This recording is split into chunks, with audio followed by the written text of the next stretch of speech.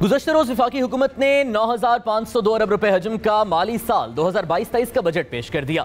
मुलाजिम पेशा अफराद के लिए टैक्स छूट की स्लैब्स में तब्दीली, ज़राई आलात और मशीनरी पर टैक्स छूट, फिल्म इंडस्ट्री पर टैक्स रिलीफ समेत बेनज़ीर इनकम सपोर्ट प्रोग्राम की रकम को 250 अरब रुपए से बढ़ाकर 364 अरब रुपए करने जैसे इकदाम को हुकूमत की जानिब से आम आदमी के लिए रिलीफ करार दिया जा रहा है। जबकि IMF की सख्त शराइत पर अमल दरामद के लिए इन सब्सिडीज को बरकरार रखना और टैक्स की शरह में इजाफा करने का खतरा अभी भी मंडला रहा है। पेट्रोल, बिजली, गैस समेत अशिया ज़रूरिया की बढ़ती कीमतों से परेशान आम पाकिस्तानी सवाल करता है कि महंगाई में कब तक कमी मुमकिन हो सकेगी, जिसके जवाब में उनके वज़ीर ख़जाना कहते हैं मजीद सख्त फैसलों के लिए तैयार रहो, IMF अभी भी खुश नहीं हुआ। प्रोग्राम पाकिस्तान का सवाल में खुशामदीद, मैं हूं सादुल हसन। आज के प्रोग्राम के आगाज़ में इन्हीं अहम मौशी उमूर पर बात करेंगे और गुज़श्ता रोज़ जो बजट पेश किया गया है उसके असरात क्या होंगे, किन किन तबकात को उस बजट में रिलीफ मिला है और किन तबकात के लिए परेशानी की बात है। मजमूई तौर पर इस बजट पर भी हम बात करेंगे। हमारे साथ जो मेहमान मौजूद हैं उनका तारुफ करा देते हैं। सबसे पहले हमारे साथ मौजूद हैं पाकिस्तान तहरीक इंसाफ के तर्जुमान बराए मौशी उमूर मुज़म्मिल असलम साहब। खुर्रम हुसैन साहब हमारे साथ मौजूद हैं, सीनियर सहाफ़ी हैं और मौशी उमूर पर गहरी नज़र रखते हैं। मारूफ बिजनेसमैन आरिफ हबीब साहब भी हमारे साथ मौजूद हैं। आप तीनों अहबाब का बहुत बहुत शुक्रिया। मुज़म्मिल साहब, गुफ्तगू का आगाज़ आपसे करना चाहेंगे क्योंकि डेफिनेटली एक तनकीदी जायज़ा बजट का आप पेश करेंगे। बहुत लेमन लैंग्वेज में हमें ज़रा समझाइएगा, क्योंकि जो गरीब आपकी हुकूमत में भी रिलीफ मांगता था, अब भी ज़ाहिर है वो रिलीफ मांग रहे, उसे जो मुश्किल मौशी टर्म्स हैं वो समझ नहीं आती। आम अल्फाज में हमें बताइएगा कि मौजूदा बजट में बतौर माहिर मईशत आपको कोई रिलीफ नजर आया?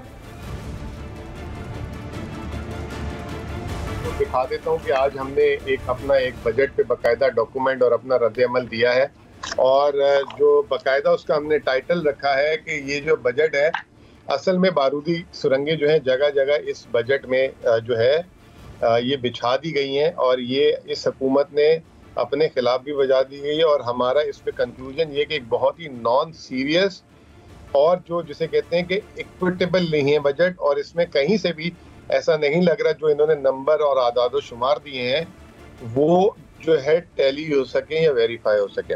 लेकिन अब आपने आम आदमी की रिलीफ की बात की, मैं कोशिश करूंगा कि एक आम आदमी की जबान में और एक आम आदमी बन के बात करूं। आम आदमी का रिलीफ सबसे पहले क्या होता है कि उसको रोजगार मिले।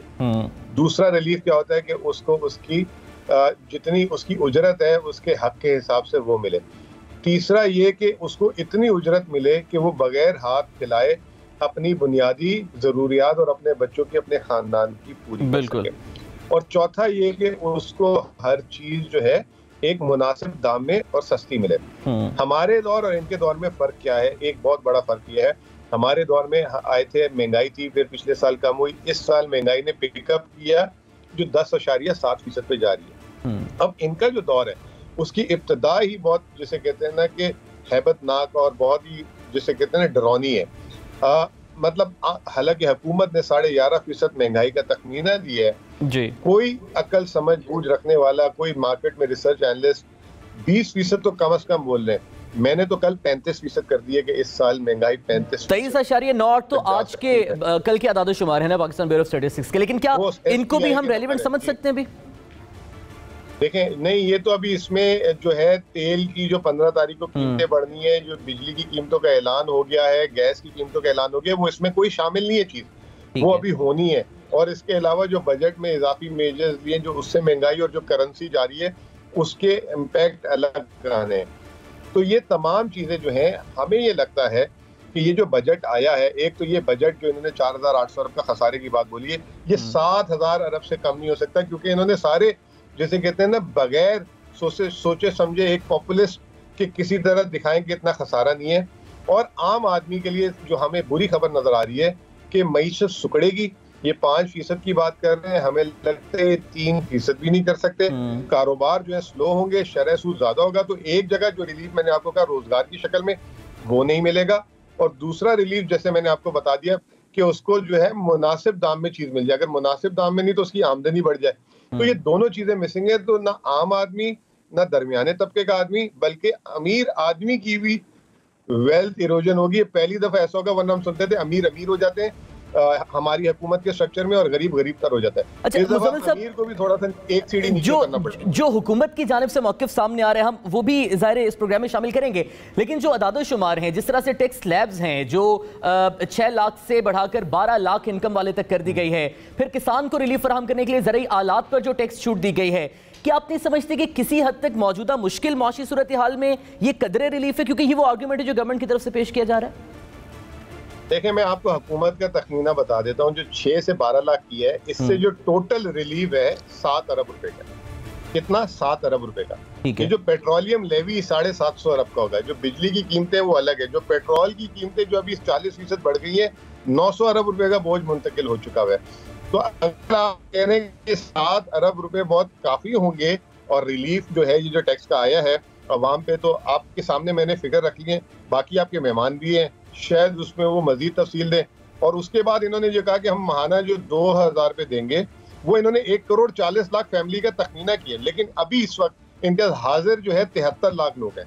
बाकी 70 लाख लोगों को कह रहे हैं हम इनरोल करेंगे, वो भी जो है आंखों में मर्चें डाली गई हैं। तो बहरहाल इसमें कहीं ये पहली दफा ऐसा बजट आया है जिसमें जो है protection for poor and vulnerable भी नहीं है, और जो है इसको बिल्कुल हाथ नहीं लगाया गया वो जो है जो मुराद याफ्ता सेक्टर से उनको हाथ नहीं लगाया गया। और जो है रियल स्टेट की एक जो इन्होंने स्लोगन उठाई, उसका रेवेन्यू इम्पैक्ट भी सिर्फ 10 अरब रुपए, यानी 10 अरब रुपए उस पर टैक्स मिलेगा। तो कहीं ऐसी चीज जो ऑप्टिक्स बनाने की कोशिश की गई कि जी बहुत बड़ा रिलीफ दे दिया 2000 रुपए, और जो रियल स्टेट का की अमीरों ये रिलीफ किस हद तक है और जो आप तनकीदी जायजा पेश करें उसमें किस हद तक रियलिटी है, इस पर हम बात करेंगे। इंट्रोड्यूस करा देते हैं बिलाल कियानी साहब हमारे साथ मौजूद है, पाकिस्तान मुस्लिम नवाज के रहनुमा है और तर्जुमान बराए मौशी उमूर। बहुत शुक्रिया सर हमें ज्वाइन करने के लिए। लेकिन आपकी इजाजत से जरा खुरम हुसैन साहब से उनका तज्जिया ले लेते हैं। खुरम साहब, ये जो गुजारिशात पेश की है मुज़म्मिल असलम साहब ने, यही वो तनकीद है जो PTI की हुकूमत की जानिब से की जा रही है इस बजट पर, कि जो बुनियादी इशूज़ हैं, रोजगार, फिर कुव्वत खरीद बेहतर हो, उजरत ज्यादा मिले, क्या ये एड्रेस हो रहे हैं तहफ़्फ़ुज़ात गरीब तबके के इस बजट में जो पेश किया गया? नहीं, जाहिर बात है नहीं हो रहे। ना अभी स्टेट के पास कोई ऐसी गुंजाइश है इन इश्यूज़ को एड्रेस करने के लिए। इस बजट को ड्रॉप करने के लिए नंबर 1 प्रायोरिटी जो गवर्नमेंट को फॉलो करनी है वो कि पाकिस्तान जो डिफ़ॉल्ट की तरफ अभी जा रहा था, उस ड्रिफ्ट को रोका जाए और उसको वापस बहाली की तरफ ले जाया जाए। ये एग्जैक्टली वो कर रहे हैं जो PTI गवर्नमेंट ने जुलाई 2019 में काम शुरू किया था, और जो जुलाई 2019 से लेके मार्च 2020 तक जो IMF प्रोग्राम इम्प्लीमेंट हो रहा था, तब भी एग्जैक्टली इसी किस्म की शराइत थी सारी।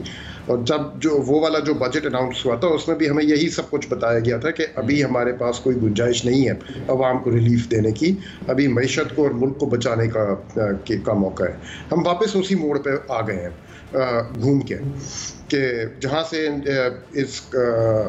जहाँ से ये कहानी शुरू हुई थी। ठीक है, तो आई थिंक अभी इनफैक्ट इसमें जितने सख्त शराइत अभी बजट में रखे गए हैं ये तो अनरियलिस्टिक हैं, इसे कहीं ज़्यादा और करना पड़ेगा। एक एग्जांपल आप ले लें कि पेट्रोलियम डेवलपमेंट लेवी से इन्होंने 750 अरब रुपए की रिकवरी डाली हुई है इस बजट में, जो तारीखी है। आई मीन इतना बड़ा अमाउंट मैंने नहीं देखा।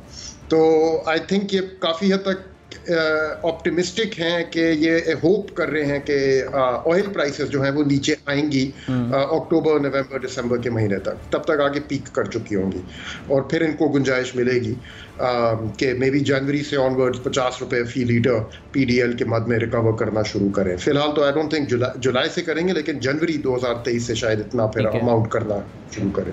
ये बहुत ऑप्टिमिस्टिक असम्पशन है कि ऑयल प्राइसेस नीचे आएंगी। आई थिंक इनके लिए स्पेस और से और टाइट होती चली जाएगी, क्योंकि ग्लोबल इन्फ्लेशन और जो कमोडिटी सुपर साइकिल चल रहा है, ये तो अभी इट्स नोवेयर इट्स पीक, इसने तो मजीद और ऊपर जाना है। ऑयल की जितनी फोरकास्ट मैं देख रहा हूँ वो 135 से लेके 150 तक बता रहे हैं इंटरनेशनल मार्केट में जाएगी प्राइस। फिलहाल तो 120-125 के दरमियान चल रही है, एंड उसकी वजह से इतना फ्यूल प्राइस हाइक्स करनी पड़ी हैं। अभी तो मजीद और होना है। तो खुरम साहब, क्या आने वाले दिनों में आप इस बजट में इन अहम इश्यूज पर नजर सानी देखें, क्योंकि आज मिफ्ता इस्माइल साहब ने भी कहा है कि IMF खुश नहीं है, मजीद सख्त फैसले करने पड़ेंगे, वो मिनी बजट होगा?